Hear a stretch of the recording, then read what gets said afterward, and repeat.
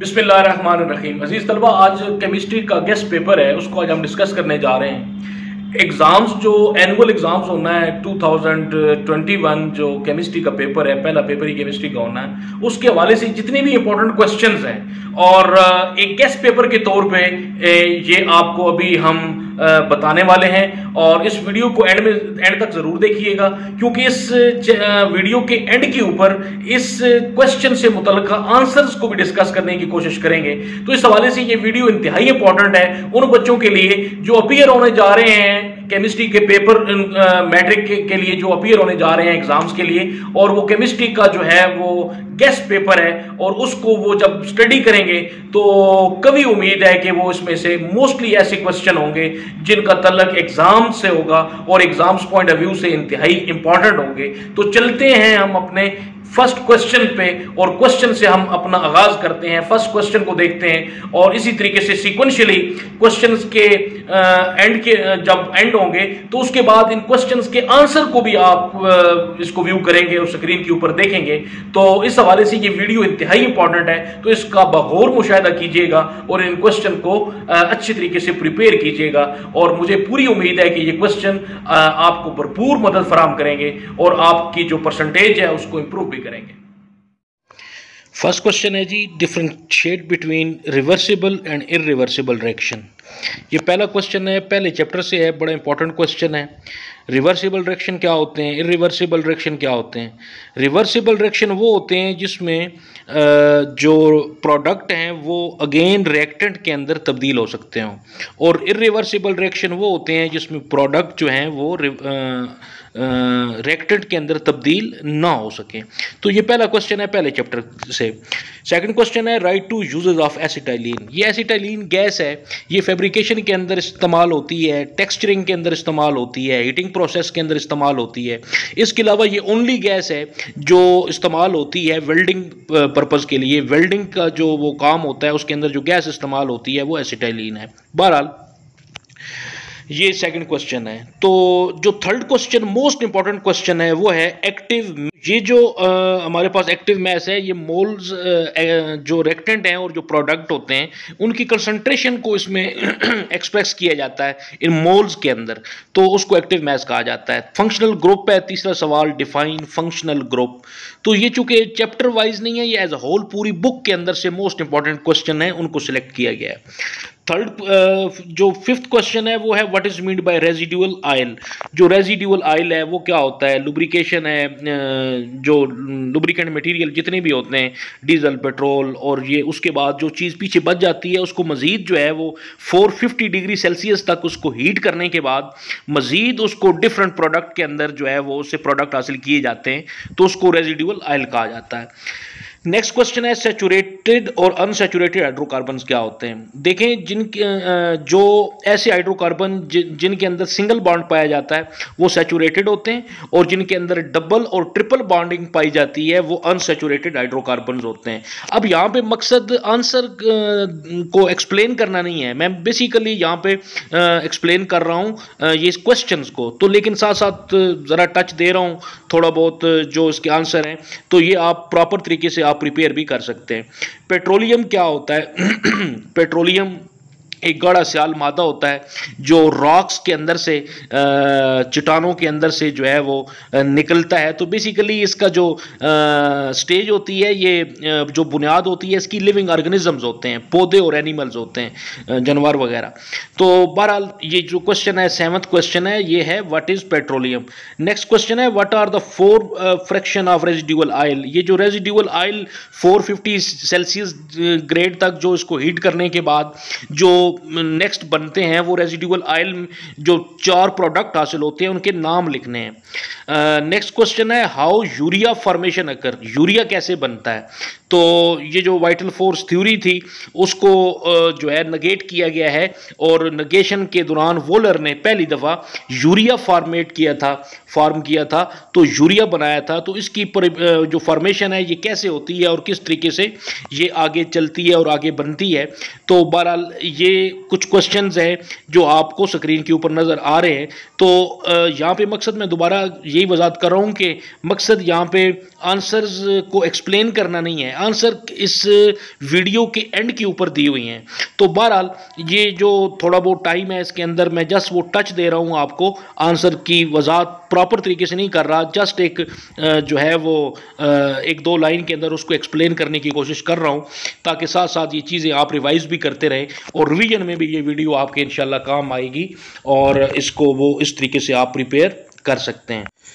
Next question है हमारा इसके बाद यूरिया की फॉर्मेशन के बाद, what is meant by granulation of urea, urea के ग्रेन्यूल्स क्या होते हैं। ये जो यूरिया जब बन जाता है ना, क्रिस्टल फॉर्म में आ जाता है, तो इसके जो क्रिस्टल्स होते हैं इसको खुश्क करने के बाद इसको वो जिस तरीके से चीनी होती है, चीनी के क्रिस्टल्स होते हैं, जो आयोडीन मिला नमक है उसके क्रिस्टल्स होते हैं, तो ये बार उससे बारीक होते हैं, तो उसको आप ग्रेन्यूल्स कहते हैं। तो नेक्स्ट है जी ग्रेनुलेशन ऑफ यूरिया क्या होता है। नेक्स्ट क्वेश्चन है which steps are involved in the process of manufacturing of urea, urea की प्रिपरेशन में कौन कौन से जो वो स्टेप्स होते हैं उसको वो फॉलो किया जाता है, तो ये क्वेश्चन है। नेक्स्ट क्वेश्चन है what are the advantages of Solvay process, Solvay process जो है ये इसके फ़ायदे क्या हैं। तो फ़ायदा जो मेन है वो तो ये है कि इसके अंदर जो मटीरियल यूज़ हो रहा है वो मटीरियल इंतहाई चीपर रेट के ऊपर वो आपको दस्तयाब होता है, सस्ता आपको हासिल होता है। इसके अलावा जो ये जब बन जाता है तो इसको आप अगेन जो इसका प्रोडक्ट बनता है इसको अगेन आप रिएक्टेंट के अंदर तब्दील भी कर सकते हैं, यानी कि दोबारा से इन चीज़ों को आप हासिल भी कर सकते हैं, तो एक रिवर्सेबल रिएक्शन भी है ये।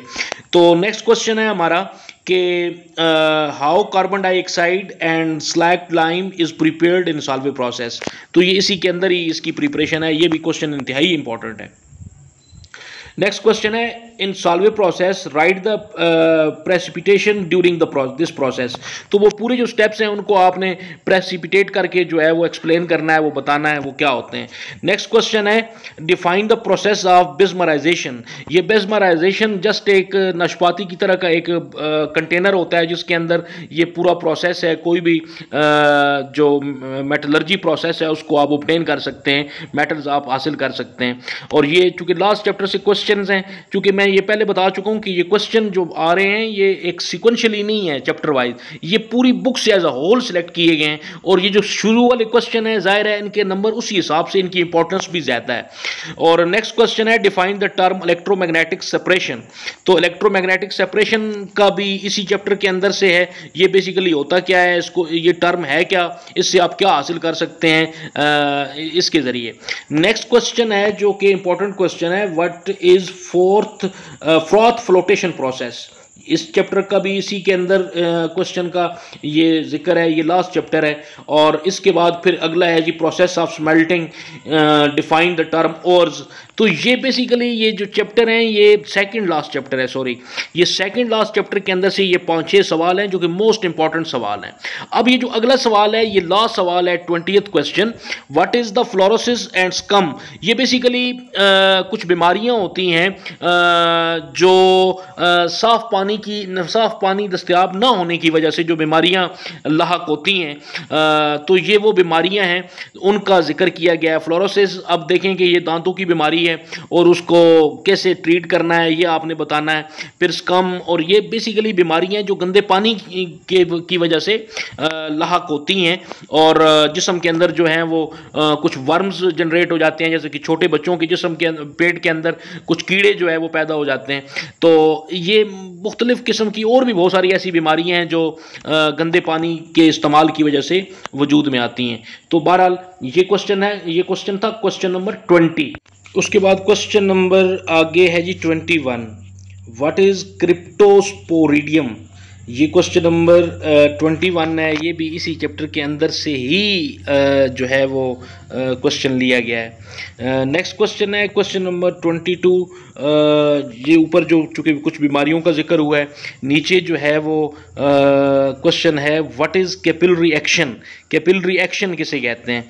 ये चूँकि इससे पहले वाले चैप्टर के अंदर ये क्वेश्चन है कैपिलरी एक्शन वाला, और ये क्वेश्चन है क्या कि किस तरीके से ये जो पानी होता है पौधे के अंदर जड़ों के ज़रिए, रूट्स के ज़रिए पौधा बजरिया तना जो उसका स्टेम है ये पौधे के पत्तों तक पहुंचता है। तो इसके अंदर ये जो एक्शन है, ये जो तरीका कार है, इसको बोलते हैं कैपिलरी एक्शन बोलते हैं। तो ये क्वेश्चन नंबर था, क्वेश्चन नंबर 22। क्वेश्चन नंबर 23 को देखते हैं जी। Give two effect of ozone depletion. ये जो ओजोन की लेयर है ना, ओजोन का तेज़ी से खात्मा है, इसके इफ़ेक्ट क्या हैं? एक तो टेम्परेचर में इजाफा होना है, टेम्परेचर ऑटोमेटिकली वो बढ़ जाता है, और उसके अलावा ये होता है कि जो सूरज की जो मुज़र जो शुआएँ होती हैं, अल्ट्रा वायलेट रेडिएशन जिन्हें कहते हैं, वो बराह रास्त इस डिप्लेशन जोन के अंदर से नीचे आती हैं, और नीचे जितनी भी लिविंग ऑर्गेनिज्म है बशमूल इंसान, हैवान, नबातात जितनी भी हैं, उनको वो ये बराह रास्त उनको ये इफ़ेक्ट करती हैं, मुतासर करती हैं, और बहुत सारी बीमारियों का सबब बनती हैं। नेक्स्ट क्वेश्चन है हमारा गिव टू आगे है जी question number 24। Why alkanes called paraffins. ये मोस्ट इंपॉर्टेंट सवाल है तीसरे चैप्टर का, 13 चैप्टर का मोस्ट इंपॉर्टेंट क्वेश्चन है, अल्केन्स को पैराफिन्स क्यों कहते हैं। नेक्स्ट क्वेश्चन है जी what is mean by functional group. ये क्वेश्चन ऊपर रिपीट हो चुका है, ये क्वेश्चन अगेन गलती से लिखा गया है। तो फंक्शनल ग्रुप जो बहुत सारे हैं, जो किसी भी हाइड्रोकार्बन्स का जो वो फैमिली है उसको वो बताते हैं कि इसका तल्लक किस हाइड्रोकार्बन का तल्लक किस फैमिली से है और उसकी प्रॉपर्टीज़ क्या हैं। यानी कि हर हाइड्रोकार्बन्स की अपनी अपनी प्रॉपर्टीज़ होती हैं, और उनकी प्रॉपर्टीज़ की खसूसियात की वजाहत जो है ये फंक्शनल ग्रुप के ज़रिए बड़ी आसानी से की जा सकती है। जैसा कि अगर किसी भी हाइड्रोकार्बन के साथ अगर OH लगा हुआ है तो इसका मतलब है कि ये अल्कोहलिक ग्रुप है, मसलन मिथाइल अल्कोहल है, इथाइल अल्कोहल है। तो मिथाइल अल्कोहल होगा तो CH3OH, और इथाइल अल्कोहल होगा C2H5OH। तो OH जो है ये बेसिकली फंक्शनल ग्रुप को जो है ये एक्सप्लेन कर रहा है। नेक्स्ट क्वेश्चन है जी कि ये फंक्शनल ग्रुप के बाद what is mean by the term catenation. Catenation क्या होती है, ये चैप्टर भी इंतहाई इंपॉर्टेंट है। देखिए कार्बन की वैलेंसी एक तो याद रखें 4 वैलेंसी होती है इसकी, फिर हर कार्बन का एटम हर दूसरे कार्बन के एटम के साथ जुड़ा हुआ होता है। ये जुड़ा होने की जो सलाहियत होती है इसको आप बोलते हैं एक चेन की सूरत में जुड़े होते हैं, तो इस चेन को कैटिनेशन कहते हैं। यानी कि ये एक जंजीर साजी बनाती है, कार्बन का जो एटम है हर दूसरे कार्बन के एटम के साथ एक जंजीर साजी के तौर पे जुड़ा हुआ होता है, और ये सिलसिला आगे चलता रहता है। जितने भी कार्बन के एटम आपस में मिलते जाते हैं आगे एक बॉन्डिंग इनके दरमियान बनती जाती है, जिसको आप कैटिनेशन कहते हैं। क्वेश्चन नंबर 27 है what is mean by isomerism. Isomerism क्या होता है? याद रखें कि बहुत सारे हाइड्रोकार्बन्स हैं, करोड़ों की तादाद में। बाद ऐसे हाइड्रोकार्बन्स हैं जिनका मॉलिक्यूलर फार्मूला एक ही होता है, लेकिन उनका जो स्ट्रक्चर फार्मूला होता है वो मुख्तलिफ होता है। इस प्रोसेस को और इस अमल को आप बोलते हैं आइसोमेरिज्म कहते हैं। नेक्स्ट क्वेश्चन है आपका, जो ये भी क्वेश्चन इंतहाई इंपॉर्टेंट है, ये जो 26 और 27 सवाल है, what is mean by term catenation, और व्हाट इज नेक्स्ट क्वेश्चन है 27 what is mean by isomerism, और क्वेश्चन नंबर 28 है what is mean by auto ionization of water. तो ये पानी की जो खुदकार जो आयोनाइजेशन है इसका मतलब क्या है? आयोनाइजेशन का मतलब यही होता है कि पानी जो है वो आयंस में तब्दील हो जाता है। बाज़ औक़ात जो है वो उसके पॉजिटिव आयन अलग हो जाते हैं और जो उसके नेगेटिव आयन्स हैं वो अलग हो जाते हैं। जैसे कि वाटर का फार्मूला H2O है, जब इसके अंदर से आप इलेक्ट्रिसिटी पास करते हैं तो H पॉजिटिव आयन अलग हो जाते हैं और OH नेगेटिव जो हैं ये अलग हो जाते हैं। तो ये आयोनाइजेशन प्रोसेस है, आयोनाइज हो जाता है पानी। तो ये इसका क्वेश्चन नंबर था, क्वेश्चन नंबर 28। नेक्स्ट है जी आपके पास question number 29 what is mean by universal indicator. Universal indicator क्या होते हैं? ये फिनाफ्थलीन यूनिवर्सल इंडिकेटर है। जो इंडिकेटर बेसिकली हैं क्या, जो ये जो एसिडिक और जो बेसिक बेसिडिटी होती है किसी भी चीज़ की, तो इसको इंडिकेट कर रहे होते हैं। कौन सी चीज़ अगर एसिड है और कितनी ज़्यादा एसिड है, यानी कि एसिडिटी उसमें कितनी ज़्यादा है, तो इसको ये एक्सप्लेन कर रहे होते हैं। नेक्स्ट क्वेश्चन है what is an adduct. Adduct क्या होती है। तो ये कुछ क्वेश्चंस हैं। नेक्स्ट हमारे पास है इसके बाद question number 31, differentiate between conjugate acid and conjugate base. Conjugate acid और conjugate base most important question है, ये भी याद रखिएगा। इनके जो आंसर है प्रॉपर तरीके से आपको इस वीडियो के एंड के ऊपर भी आपको वो दिए जाएंगे, और बिलफर्ज अगर कुछ नहीं है तो आप अपनी बुक से भी प्रिपेयर कर सकते हैं। यहाँ पे तो मकसद क्वेश्चन को एड्रेस करना है, ना कि इनके आंसर को। बहरहाल मैं कोशिश कर रहा हूँ कि साथ साथ इनके आंसर को भी किसी हद तक आगे रिपीट करता जाऊँ। नेक्स्ट क्वेश्चन है how acid rain is formed, और 33 क्वेश्चन है डिफाइन हाइड्रोकार्बन्स। तो ये देखें कि ये जो क्वेश्चन है 32 और 33, एसिड रेन कैसे बनती हैं, क्या तरीक़ाकार होता है और किस तरीके से आगे वो चलती हैं, और वो रेन के अंदर एसिडिटी बढ़ जाती है और वो किस तरीके से इफ़ेक्ट करती है। उसके बाद क्वेश्चन हाइड्रोकार्बन्स क्या होते हैं, कार्बन और हाइड्रोजन का जो भी प्रोडक्ट होगा, जो भी इनका कंपाउंड होगा, उसको आप हाइड्रोकार्बन्स कहते हैं। नेक्स्ट आप क्वेश्चन नंबर 34 है कि what are the cyclic compound. Cyclic compound क्या होते हैं, ए साइक्लिक कंपाउंड क्या होते हैं, सॉरी। और 35 क्वेश्चन है एरोमेटिक कंपाउंड क्या होते हैं। फिर एली साइक्लिक कंपाउंड क्या होते हैं, क्वेश्चन नंबर 36 है, जो ये मोस्ट इंपॉर्टेंट क्वेश्चंस है। अच्छा, उसके बाद ऊपर एक क्वेश्चन आया था ना कि इनको पैराफिन्स क्यों कहते हैं अल्केन्स को, तो यहाँ पे क्वेश्चन है why alkenes called olefins. Alkenes को ओलिफिन्स क्यों कहते हैं, क्योंकि ये ऑयली प्रोडक्ट है ना, ऑयली प्रोडक्ट बनाते हैं, इसलिए इसको ओलिफिन्स कहा जाता है। नेक्स्ट क्वेश्चन है what is the difference between glucose and fructose. इनके फार्मूले लिखने हैं। ग्लूकोज का फार्मूला याद रखिएगा, ये डिफरेंशिएट नहीं करना इसको आपने वर्डिंग में, जस्ट इनके फार्मूले लिखने हैं। ग्लूकोज का फार्मूला, फ्रक्टोज का फार्मूला, स्ट्रक्चर फार्मूला लिखना है।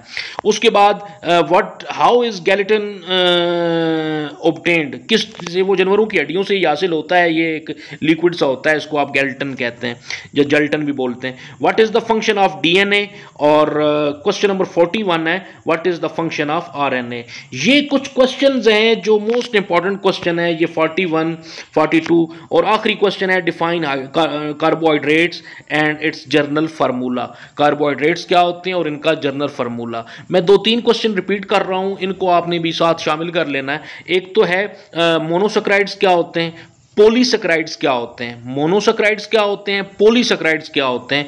ये जो क्वेश्चन है ये 44, 45 के करीब राउंड अबाउट बन जाएंगे, और इनको आपने अच्छी तरीके से प्रिपेयर करना है। पेपर इंशाल्लाह इसके अंदर से ही आएगा। मोस्ट इंपॉर्टेंट क्वेश्चन है ये।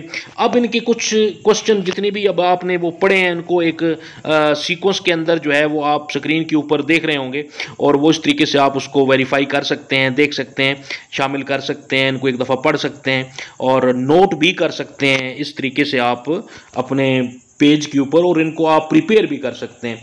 देखिए ये चीज़ें सारी कोर्स के अंदर आपने यकीनन ऑलरेडी पहले से पढ़ी हुई हैं ना, तो इस वीडियो के अंदर जस्ट इनको जो है वो एक रिवाइज किया गया है इंपॉर्टेंट क्वेश्चंस को, और मेरा यकीन है कि अगर इनको आप प्रिपेयर करेंगे तो अच्छे मार्क्स आप हासिल कर सकते हैं। और इस वीडियो के जब क्वेश्चन नंबर 42 के बाद जो है ये कुछ क्वेश्चंस के आंसर भी आपको यहाँ पे स्क्रीन पे दिखाई दे रहे हैं, इनको भी आप अच्छी तरीके से देख सकते हैं, इनको नोट कर सकते हैं, और इनको आप प्रिपेयर भी कर सकते हैं, और ये आपको काफ़ी हेल्प देंगे आपको ये जो क्वेश्चन है। और ये वीडियो इंशाल्लाह आपको काफ़ी जो है वो हेल्प देगी, और इसके जो इम्पोर्टेंट क्वेश्चन हैं इनकी प्रॉपर तरीके से इनको एक्सप्लेन किया गया है। आप स्क्रीन के ऊपर इस वीडियो को पॉज करके भी आप इनके आंसर नोट भी कर सकते हैं, और इनको पढ़ भी सकते हैं, और याद भी कर सकते हैं। तो मेरा ख्याल है कि ये एक आपके लिए एक बड़ा ज़बरदस्त पैकेज होगा इस पेपर की प्रिपरेशन के लिए, और इससे आप भरपूर मुस्तफ़ीद हो सकते हैं, और इससे भरपूर फ़ायदा भी उठा सकते हैं, और अच्छे मार्क्स और अच्छा ग्रेड जो है इस वीडियो की मदद से इंशाल्लाह आप हासिल कर सकते हैं। तो बहरहाल ये एक छोटी सी काविश थी। इंशाल्लाह जो नेक्स्ट पेपर होगा नई वीडियो के साथ आपकी खिदमत में हाजिर होंगे, और इस उम्मीद के साथ कि आपको इंशाल्लाह इससे फ़ायदा होगा। इजाज़त